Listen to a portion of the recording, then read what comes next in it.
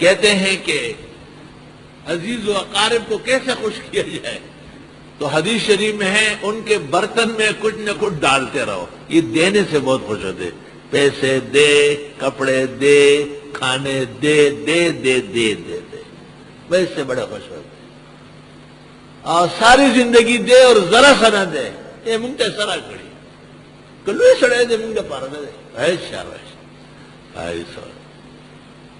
ہمارے ایک بزرگ تھے، وہ کہتے تھے میرے عزیز اور اقارب کو سلام کہے، این سے ریولی کرو، اقارب اقرب کی جمع، پیسوں کو ماران لڑمانا نہیں وہ کھڑا، میرے عزیز این کے ساتھ وہ ہے نا، تو اقارب کی جگہ لکھا اقارب عین کے ساتھ، تو ہم نے کہا تو بچو کے معنی میں ابھی بچو اور سانپ سے کم تو نہیں، مجھے ڈس رہا ہے ماران لڑمانا جسو کو مجھے منز کے رہی سار شوئے وہ ماران لڑمانا جمشوی دیوے خدا طورتا ہدایت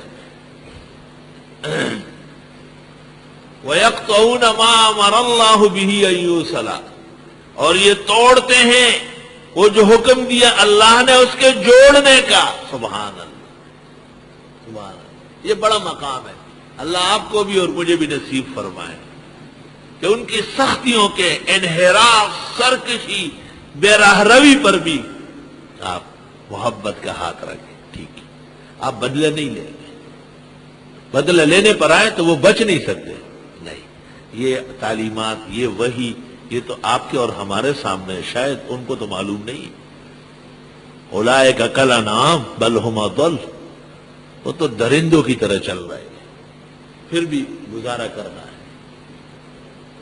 سبحان اللہ۔ کہتے ہیں خواجہ نظام الدین اولیاء رحمت اللہ علیہ کی خدمت میں کوئی کینچی لے آیا، کینچی، جمعہ کا دن تھا، حضرت صاحب سے بال وال، آپ نے کینچی قبول کی، پھر فرمایا بھائی اگر یہ لے جائے اور اس کی جگہ سوئی لے آئے تو میں بہت خوش ہو جاؤں گا۔ جی حضرت میں سوئیاں بھی لے آتا ہوں، کہا نہیں یہ لے جائے، اس کے بدلے میں سوئی لائے، تو کینچی تو مثلا 10 روپے کی ہے، 20 کی، سوئیاں تو 5 روپے کی، پتہ نہیں کتنی مل جائے گی، پورا درجن سینکڑے مل جاتے ہیں، وہ لے آئے۔ حضرت نے کہا بہت مہربانی، اللہ آپ کو جزائے خیر دے، بہت شکر گزار ہوں، ممنون ہوں، سوئی لانے کا بہت شکریہ۔ اس آدمی نے پوچھا حضرت سے کینچی میں لایا تھا اتنا روپے کی مہنگی، اور سوئیاں تو 1 پیسے کی اتنی ساری آئی، آپ اس پہ خوش نہیں ہوئے؟ فرمایا کینچی کا کام ہے کاٹنا اور سوئی کا کام ہے کٹا ہوا جوڑنا، میرا مشن اور تحریک جوڑ کا ہے، توڑ کا نہیں ہے۔ وَيَقْطَعُونَ مَا أَمَرَ اللَّهُ بِهِ أَن يُوصَلَ، اور یہ تو فاسق لوگ ہیں جو توڑتے ہیں وہ کہ حکم خدا کا کہ اس کو جوڑا جائے۔ وَيُفْسِدُونَ فِي الْأَرْضِ، اور یہ فساد مچاتے ہیں ملکوں میں۔ اولئک هم الخاسرون، یہ لوگ یقیناً گھاٹے میں رہیں گے۔ پتہ چلا کہ عہد و پیمان سے پیچھے ہٹنا اور توڑ کا فضا پیدا کرنا یہ بدترین دشمنان انسانی۔ وَيُفْسِدُونَ فِي الْأَرْضِ اولئک هم الخاسرون۔ منافقین کی مذمت میں تھا وَإِذَا قِيلَ لَهُمْ لَا تُفْسِدُوا فِي الْأَرْضِ، جب ان کو کہا جاتا کہ زمین میں فساد مت کرو، قالوا انما نحن مصلحون، وہ کہتے ہیں ہم بالکل صحیح چل رہا ہے۔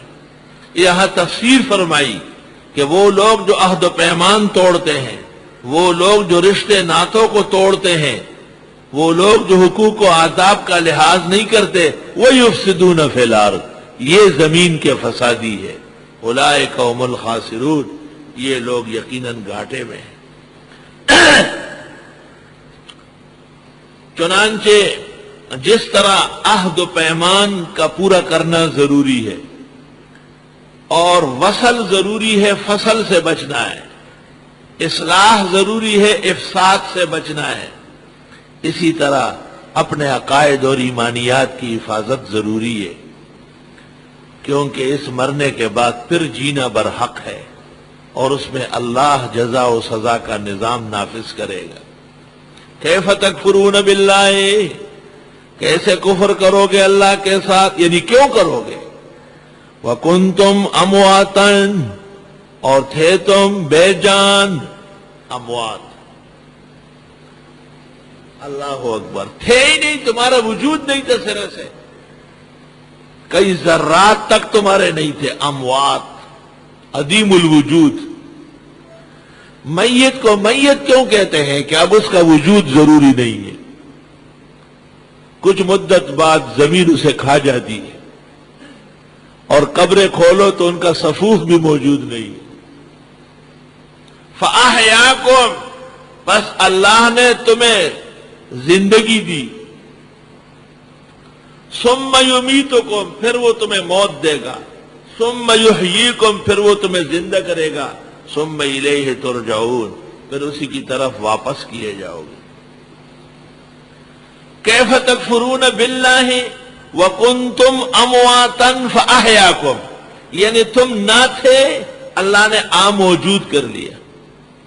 فاحیاکم فی بطون امہاتکم واصلاب آبائکم، مفسرین سمجھانے کے لیے کہتے ہیں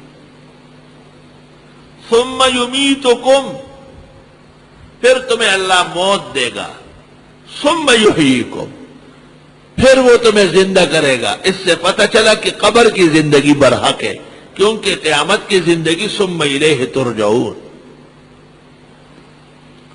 اور قبر کی حیات برحق ہے۔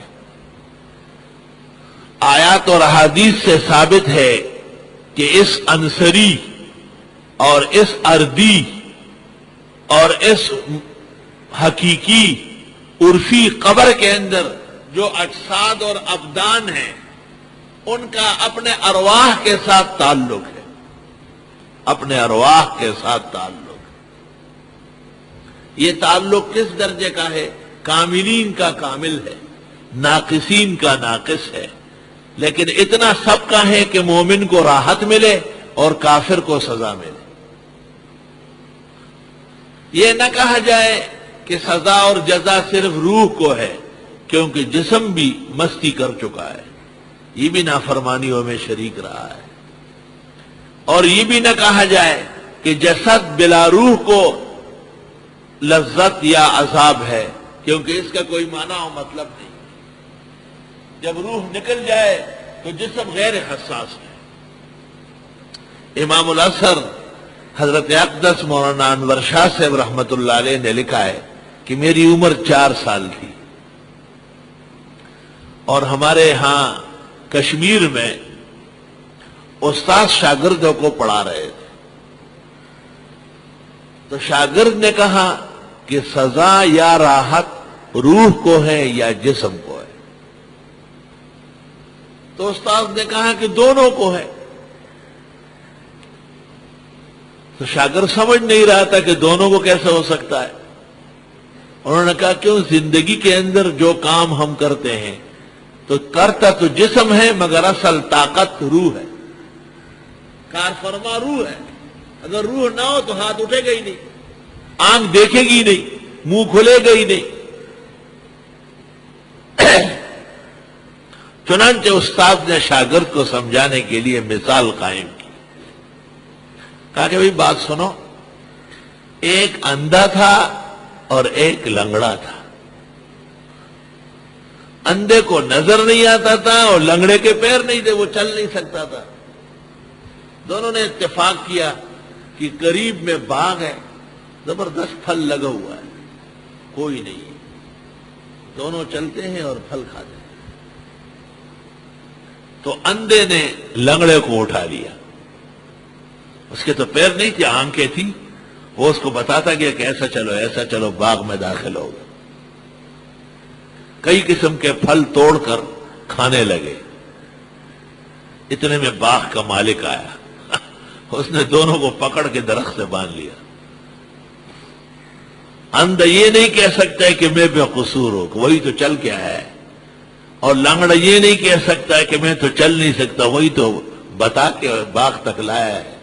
اسی طرح روح اور جسم کا آپس میں تعلق ہے۔